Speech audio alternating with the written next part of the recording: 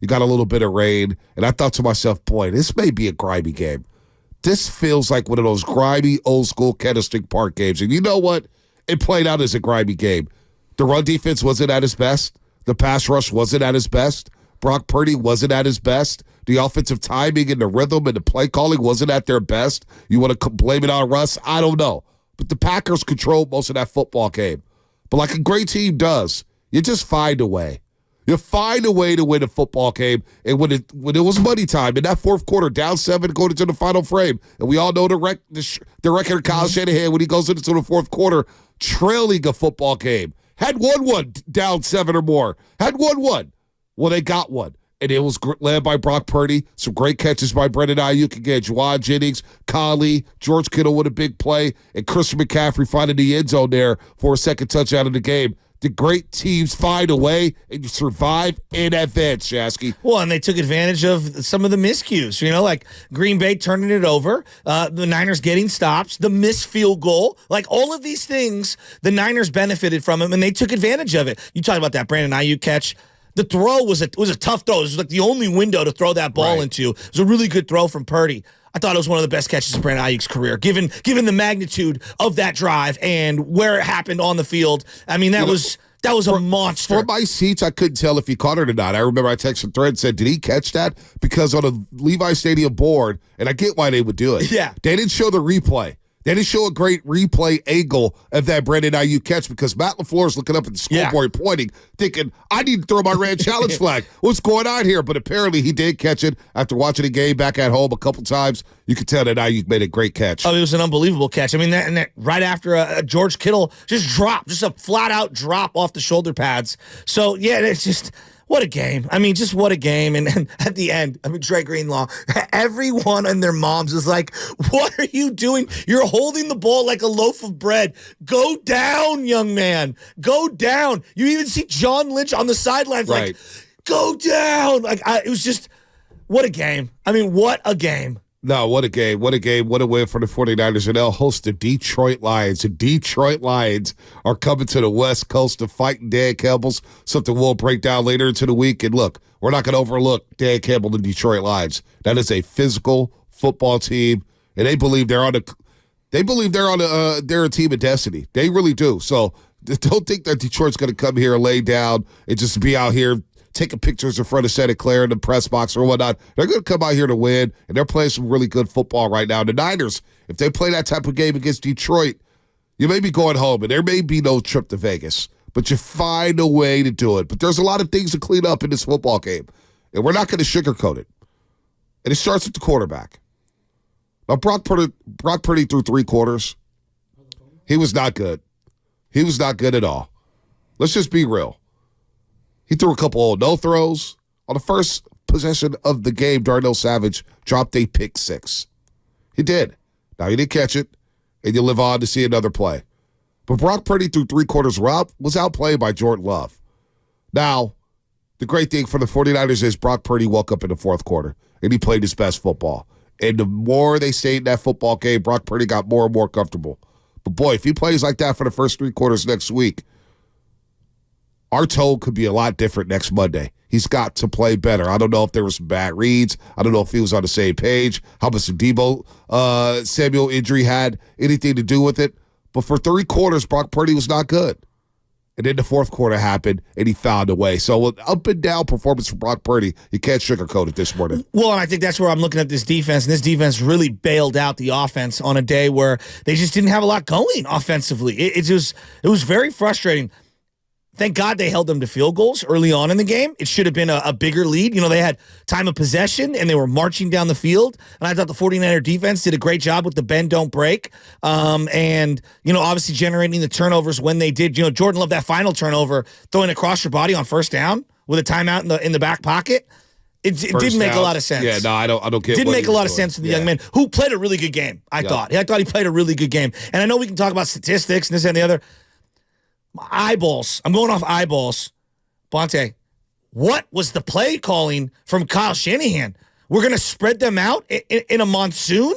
Like your quarterback is struggling to throw the ball in the rain right now. Like that is something I'm really worried about is just him gripping the ball. You saw it during the game, glove, no glove. Then he's wiping his hand as he's throwing. Decision making was a little questionable and erratic. I thought the play calling to go 3 and 4 wide over and over and over again and basically put Jennings in the Debo role, at least that's the feeling I got, and to not deviate from the game plan when clearly your quarterback is a little off. I was kind of losing my mind. Now, CMC ends up with 25 touches, 7 catches, and the 17 rushes. That's a 30 to 35 touch game for CMC. Yeah. It's a one-score game the whole game. He's the best player on the planet. So, to me, like, yes, Brock Purdy was not good, and we'll get into it all week. We got a ton. He delivered in the fourth quarter. Kyle Shanahan delivered with some great play calls in the fourth quarter. But, man, run the ball with CMC. It's a downpour. It's a one-score game. They're not a good run defense. I thought he got away from the running game at times. He got a little cute. I thought the clock management before halftime was atrocious. The way they handled that situation. Again, we discussed this going into the week. Clock management with Kyle Shanahan. Now, at the end of the day, they scored with 1:07 left, and you left the Packers with 1:07, and you were able to get the win. But at the end of the first half, I don't know what that was. Up 7-6, and you end up settling for a long Jake Moody field goal that gets blocked there in the rain. And I know everybody's like, oh, boy, Jake Moody. But Jake Moody, he bounced back in a major way with that long field goal in the fourth quarter to make it 21-17. Yeah. Huge kick for, 52 yards? Yeah. So good job by Jake Moody there, nailing that field goal in those elements there. But at the end of the first half, whether it was not calling a play or not calling a play before 3rd and 1. I would have ran the play and then call a timeout. You call a timeout before the play, then you run the play, you get the first down, you call another timeout right away. You burn one. I just thought the whole sequence, once they got the ball past midfield, was atrocious. You got to be better in that situation, Kyle Shanahan. Shanahan coached a little tight. I thought he was a little nervous in that football game. LaFleur was the better coach for the most of the game. Well, it felt like once Debo came out, they didn't have a changeup, right? Right. It felt like they were running the same thing. The amount of Ray Jennings formations, 3 and 4 wide receiver formations in the rain, given that the quarterback looks a little off, like he did. He just looked a little off for the majority of the game. Right. And then you have CMC. It was driving me insane. They cannot play a game like that if they want to win and advance against Detroit. The other thing that I can't unsee, look, B, I kind of laughed at this. I'm like, oh, Purdy can't play in the rain. It's like, come on. It's a one-game sample. Things happen. I'm talking about the Cleveland game in particular. Now I'm like coming around, I'm like, all right, and this is now multiple times where for the majority of the game, he looked a little off when it comes to just the accuracy, the touch, all that stuff, his feel for the ball.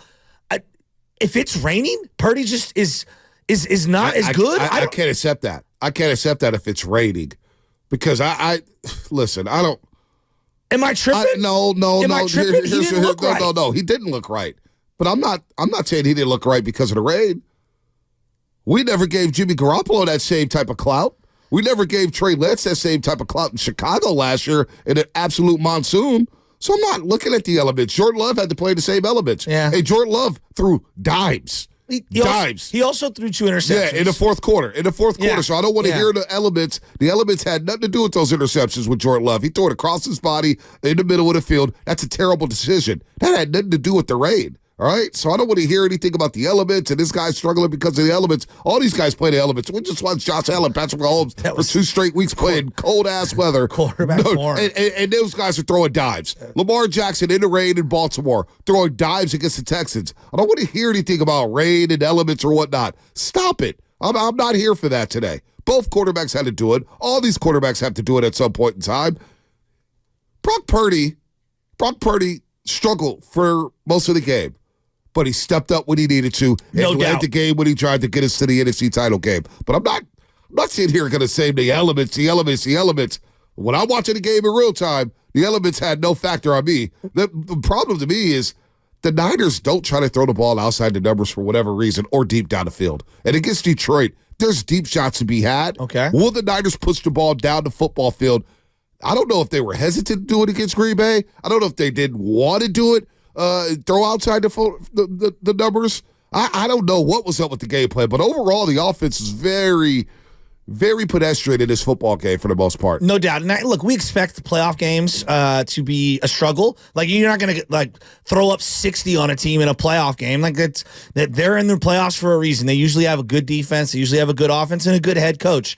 But in this one, I was flabbergasted with some of the situational play calls and their inability to get CMC going. Everyone is on their couch or in the stadium screaming like, you have the best running back on the planet. Run the ball. That's I don't know. I don't know. They're so lucky that they survived and they advanced, and thank God that Drake Greenlaw got the interceptions that he did. Thankfully, Green Bay missed the kick that they did. The Niners took advantage of that. I mean, there was a special teams gaffe after they scored the touchdown on the CMC run. Guy goes 50 yards on him. He fumbles. The ball bounces right back to Green Bay. What a wild game. It was a wild game. And you know what? I got to give Levi Stadium some credit. At the Hilton Hotel after the game, go to the restroom. There's a Packer fan. He's from Wisconsin. He's got his Jordan Love jersey on. And he goes, you know, man, I've been to U.S. Bank Stadium in Minnesota, and I thought that was the loudest stadium I've ever been to. He goes, Levi's was on a different level today. Really? He said Levi's was deafening. And despite, some of the inconsistencies on offense, the lack of a run defense, the lack of a pass rush, special teams being up and down, Levi's Stadium did show up. And that fan base, this 49er Empire, showed up and shut out Saturday night. They did what they had to do to help this team get over the hump, and I think it helped at times. Levi Stadium, that was the loudest I've ever heard it. Before the game, during the game, after the game, Levi Stadium showed up and showed out. So credit to the 49er fans for bringing it in the rain. Wow. Seriously. Really? It was that loud there. It was deafening. Now, I was quiet because your boy was a little nervous. I was like thinking to myself, boy, we about to get cooked after all the talking we did last week. Well, I mean, I completely devalued Green Bay, and I feel very foolish, and I'm absolutely not going to do that when it comes to Detroit. But B, what happened to this pass rush? Like, what is going on with this pass rush? You tell me. You tell me. I've been the biggest Bosa supporter. I love the guy. I think he's been all world. The fact that he's gone, and there's more to the game than just pure sacks, right? I'm not denying that there isn't other ways to impact the game. Tackle for losses, pressures, batting balls. There's a lot that goes into it. Setting the edge, containing. Like, there's a lot that goes into being a great defensive end. But 0 sacks in his last 4 playoff games? Where's Chase Young at? Y'all still want to pay Chase Young? Chase Young's got a couple games here to prove his worth. He flashed a little in the game. I'm disappointed. But the combination of Hargrave, Armstead, Bosa, and Chase, it's not. I'm not reaping the rewards that I should be given how much money we've invested in them. And I just can't believe it. Aubrey Thomas. Oh, my goodness. He's getting picked on left and right. The 30-15. They pitch the ball or toss the ball to Jones. They're like, all right, here we go. We're going to get a stop here. Gets a big fumble on that play. Second down, they throw a little short pass. And then it's 3rd and 15. Jordan Love's just throwing it up. Make the receiver make a contested play. He tackled him. The second PI for him at that point in the game because he tackled a guy earlier. Or at least that would have been hips. a touchdown, right? That was Romeo Doubs. And he had to do that. He had to do that and prevented a touchdown. And you know what? The Packers had to settle for 3. So it's actually a smart penalty by Thomas to commit that pass interference because the Packers only scored 3, and somehow, some way, early in the second quarter, the Niners are only down 3-0 instead of being down 10-0 because the Packers didn't get it all 4th and 1. So the defense bit but didn't break. Brock Purdy made the plays in money time. Shanahan called a hell of a last drive. All the players made plays, stepping up for Deebo Samuel. There's a lot to correct. There's a lot to correct. But, folks, I'm here to tell you, it's all about surviving and advancing. And the 49ers, for the 4th time in the last 5 years, are back in the Final Four. And guess what? We get to host this NFC title game. It's right here in the Bay Area, at home, 3:30 p.m. Sunday afternoon, and the Lions have to come outdoors. Doesn't get any better than that. No, this is amazing. what we wanted before the season, right, Niner fans? This is what we wanted. Survive and advance. And it's a lot easier to clean up the mistakes after a win than it is after a loss.